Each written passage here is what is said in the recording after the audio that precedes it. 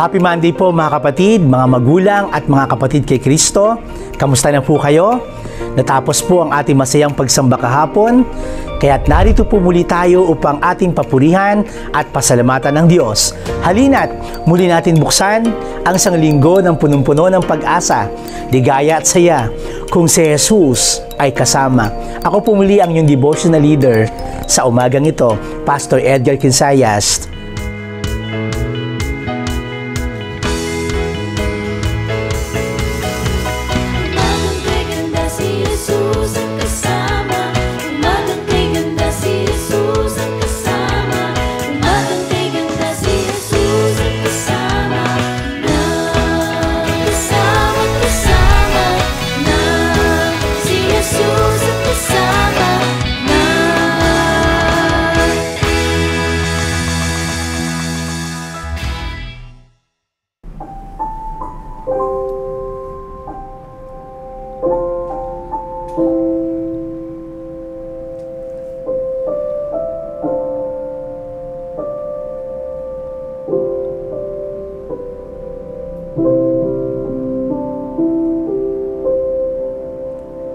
Blessed assurance, Jesus is mine. Oh, what a foretaste of glory divine. Heir of salvation, purchase of God, born of His Spirit, washed in His blood. This is my story, this is my song, praising my Savior all the day long. This is my story, this is my song, praising my Savior all the day long. Perfect submission, perfect delight, visions of rapture now burns on my side. Angels descending, bring from above echoes of mercy, whispers of love. This is my story, this is my song, praising my Savior all the day long. This is my story, this is my song, praising my Savior all the day long. Perfect submissions, all is at rest. I in my Savior, I'm happy and blessed. Watching and waiting, looking above, filled with His goodness, lost in His love. This is my story, this is my song, praising my Savior all the day long. This is my story, this is my song, praising my Savior all the day long. This is my story, this is my song, praising my Savior all the day long. This is my story, this is my song, praising my Savior all the day long. Praising my Savior all the day long. Praise God.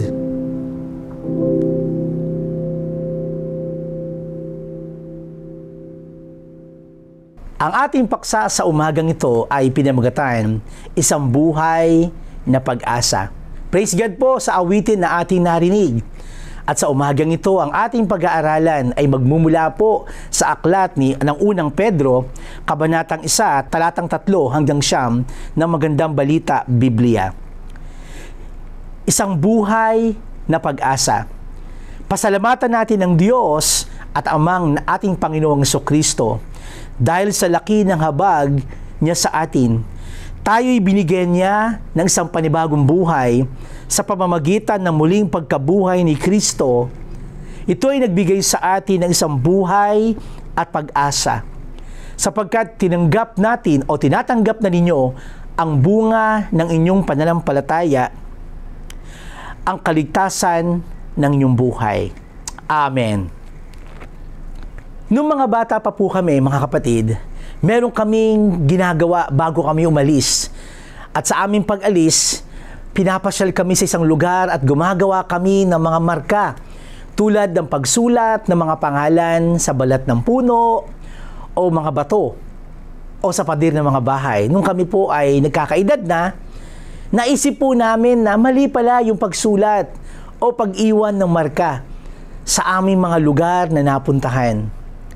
Kaya naisip po namin is maganda siguro na magwalis na lamang kami o mag-iwan ng ilang magandang mensahe tulad ng bawal magkalat o bawal magtapon ng basura dito.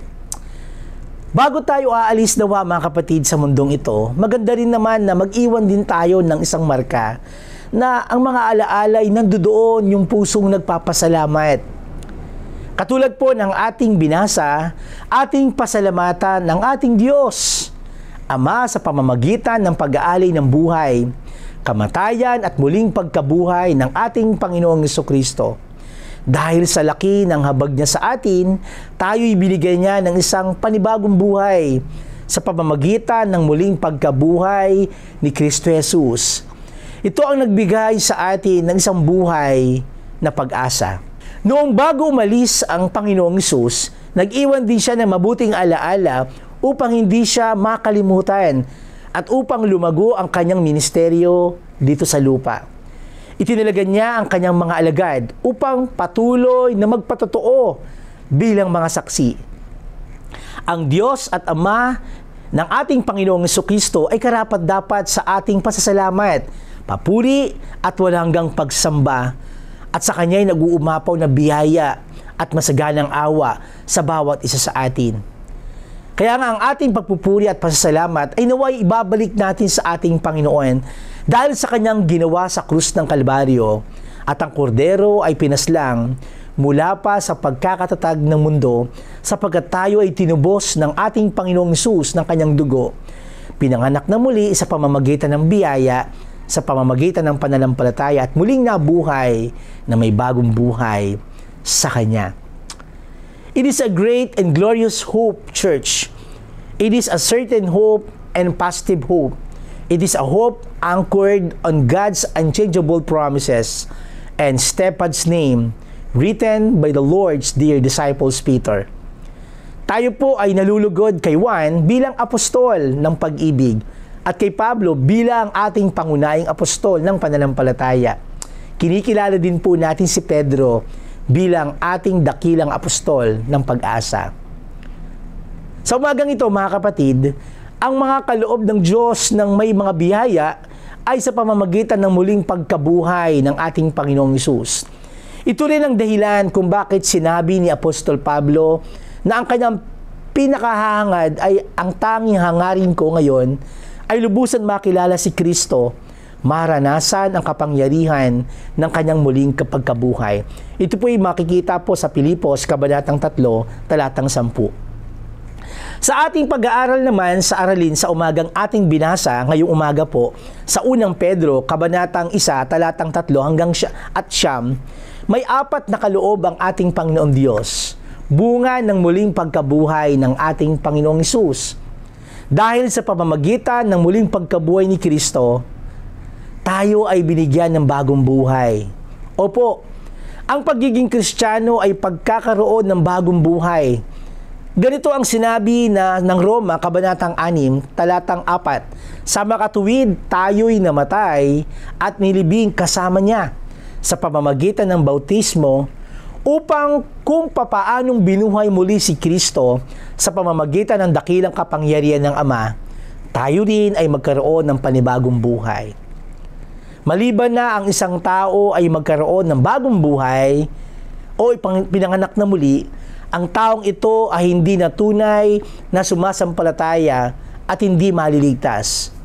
Alam niyo mga kapatid, ang bisa ng muling pagkabuhay ng ating Panginoon ang inaasahan makikita sa buhay ng bawat Kristiyano sa pamamagitan ng ating pagbabagong buhay. Pangalawa, tayo po ay pinagkalooban ng isang buhay na may pag-asa. Sabi po sa verse 3, balikan po natin, dahil sa laki ng habag niya sa atin, tayo'y binigyan niya ng isang panibagong buhay sa pamamagitan ng muling pagkabuhay ni Jesucristo. Ito ang nagbigay sa atin ng isang bagong buhay, isang buhay na pag-asa. Opo, ang pag-asa o hope ay pagkakaroon ng positibong pananaw sa kasalukuyang buhay dahil sa mga magagandang mangyayari sa hinaharap. Dahil sa muling pagkabuhay, makakaasa po tayo sa dakilang pag-iingat ng Diyos, mga dakilang pagpapala para sa ating mga pangangailangan at sa ating makakamit na buhay na walang hanggan. Sabi po sa Roma, Kabanatang 8, Talatang 24, ang pag-asang ito ay nasa atin na, bagamat ang kaganapang ito ay sa hinaharap pa. Pangatlo, tayo ay pinagkalooban ng kaligtasan, mga kapatid. Ang muling pagkabuhay ng ating Panginoon Hesus ay batayan ng pananampalataya sa Biblia na inaasahang sasampalatayanan ng isang nagnanais na maligtas. Ito po ay bunga ng tunay ng pananampalataya, ay kaligtasan. Sabi po sa verse 9, sapagkat tinatanggap na ninyo ang buhay ng inyong pananampalataya, ang kaligtasan ng inyong buhay. Gayun din sa Roma, Kabanatang 10, Talatang 9, ay mababasa ang ganito, kung pinapahayag ng inyong labi na si Jesus ay Panginoon at yung buong puso kang sasampalataya, siya'y muling binuhay ng Diyos, maliligtas ka. Pang-apat, tayo ay pinagkalooban ng kagalakan. Ang tinutukoy dito ay hindi lamang masayang damdamin, mga kapatid. Kahit ang mga namumuhay pa sa kasalanan ay maaaring maging masaya. Ngunit, ang mga nagpapasakop sa kapangyarihan ng Diyos ay nakakaranas ng tunay na pagpapala sa kabuuan ng kanilang buhay spiritual, material, emotional na kalagayan. Kaya nga mga anak ng Diyos sa umagang ito, ang mga nasa Panginoon ay meron pong kapayapaan. Ang mga nasa kasalanan ay mayroong kasiyahan pansamantala, ngunit wala silang kapayapaan. Totoo po, wala po talagang kapayapaan kung wala ang Diyos at nandoon po tayo sa pagkakasala. Ang isang tunay na Kristiyano ay payapang makakaharap sa mga sakit, mga pagsubok, maging sa kamatayan dahil alam niya na mayroong nakalaang buhay, buhay na walang hanggan para sa Kanya. Ang isang makasalanan po ay takot sa kahatulan ng Diyos.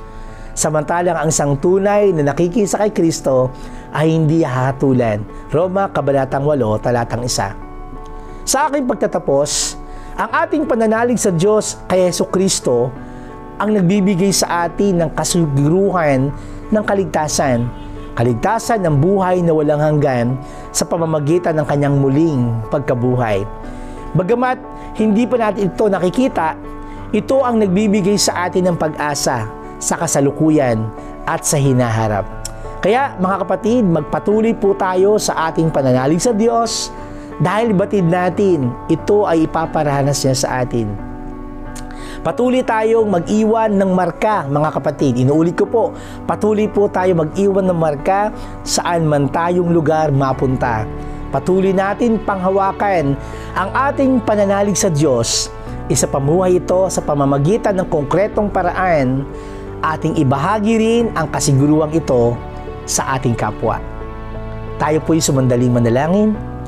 Patuloy kaming nananalig sa iyo, aming Diyos, dahil alam namin sa pamamagitan mo mararanasan namin ang tunay na pagpapala at pananalig sa iyo. Salamat, Panginoon, sa napakagandang umagang ito. Alam namin mayroong pag-asa sapagkat alam namin ikaw ang dahilan sa iyong muling pagkabuhay, Panginoon. Naranasan namin ang kasiguruhan ng kaligtasan sa aming mga buhay.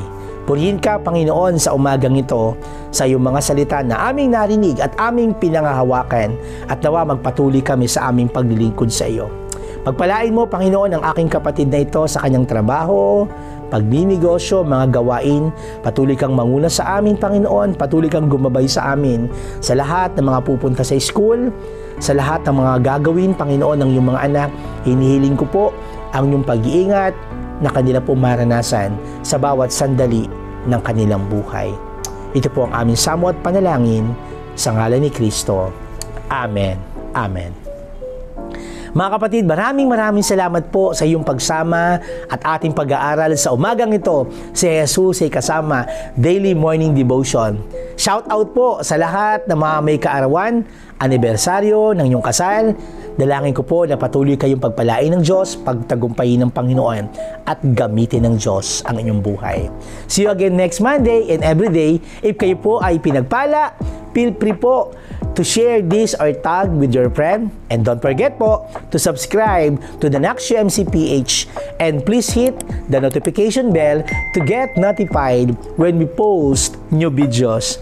At kung kayo po ay napagpala ng mga devotion natin sa umagang ito, pwede po kayo mag-share, mag-pledge sa ating bank account or GCash account na makikita nyo po sa ibaba ng yung screen upang patuloy po kayo magamit ng Panginoon sa pagmimisyon ng ating iglesia. Ito po muli ang inyong kaibigan, kamanggagawa, Pastor Edgar Quinsayas, na lagi nagsasabing hindi po tayo iiwan, pababayaan ng ating minamahal na Diyos ngayon at magpakilanman. Amen. Amen. God bless po.